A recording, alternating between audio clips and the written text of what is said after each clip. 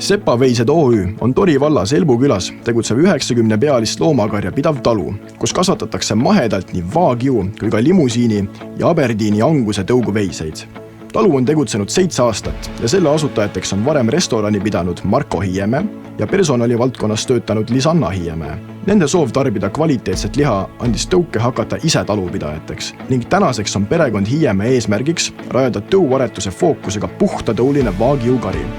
Talupidamine on tegusele perele meelepärane, sest pakub võimalust olla looduse ja loomade keskel ning laseb lastel kasvada maalähedases keskkonnas. Sepaveised OÜ tegevus on suurepärane näide sellest, kuidas noored ettevõtjad saavad olla eeskujuks kogu sektorile ning ettevõtte pälvis uuendusmeelsuse keskkonnahoidliku majandamise ja panuse eest lihasektori arengusse ka Taluliidu ja maaelu edendamises sihtasutuse tiitli Parim talu 2023.